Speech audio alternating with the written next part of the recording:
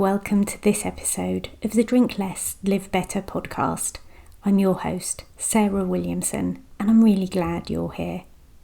Today, we're hitting another episode of things you'll never hear me say, and I keep hearing it everywhere at the moment. I'm non-judgemental. You can say anything you like. No judgment here. No judgment here. And you won't hear me say it because, for me, it's not true. And I'm here to tell you, it's not true for you either. We hear it all the time, don't we? Oh yes, say what you like. You can be completely honest. I won't judge you. We use it as a type of social currency, a way of signalling safety, a way of saying, feel okay with me. And I understand the intention. It usually comes from somebody wanting to be supportive, but it is just not true. Telling someone you aren't judging them whilst you are judging them in your head is disingenuous at best and a big fat lie at worst. Maybe what we mean when we say, I won't judge you, is I won't tell you how I'm judging you, or I'll be judging you but quietly in my head, or I'll keep my judgments to myself until I get home. We judge constantly. Of course we do. Our brains are prediction machines. They scan, sort, label, categorise. Within milliseconds we decide safe or unsafe, good or bad, like me or not like me, threat or opportunity. It's fast, it's automatic, it's totally human. Judgment is not about moral failings, it's actually brain chemistry.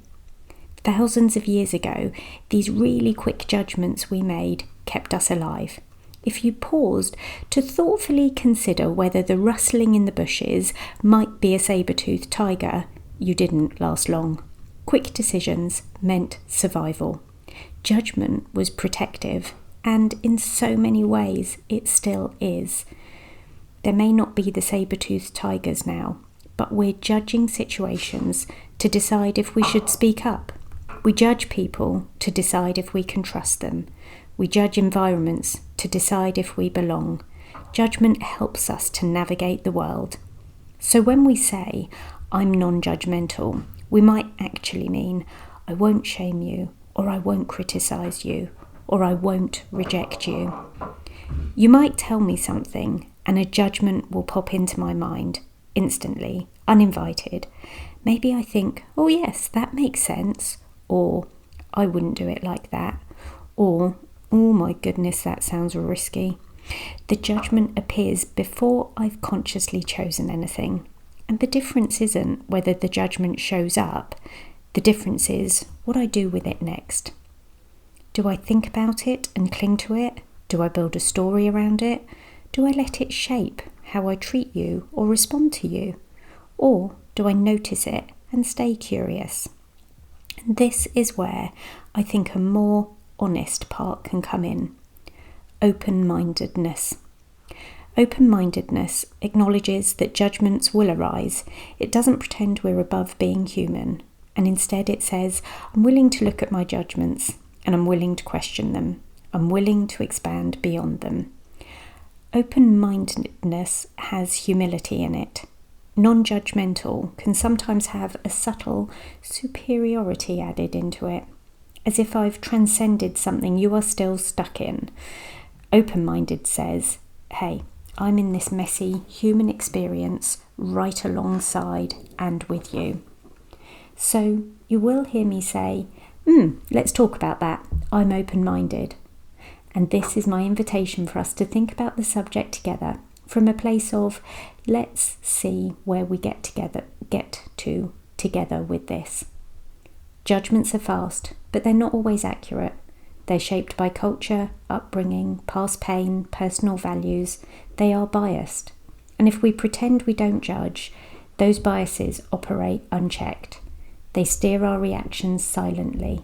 They influence how we treat people. But if we acknowledge our biases, we can work with them. Is it aligned with the person I want to be? Imagine a world where instead of declaring no judgment, we said, I will notice my judgments and I'll be interested in them. Conversations would perhaps feel more honest, less threatening. Growth would feel a bit more possible. Because when I admit I judge, I can also admit I am often wrong. It might mean hearing a perspective that challenges your worldview and resisting the urge to shut it down. It might mean recognising that your first reaction is not your final truth. For the people you live alongside, it means they get to be human too, not filtered through your assumptions. Open-mindedness doesn't mean abandoning your values. It means you hold them with awareness. You understand why you believe what you believe, and you allow room for nuance.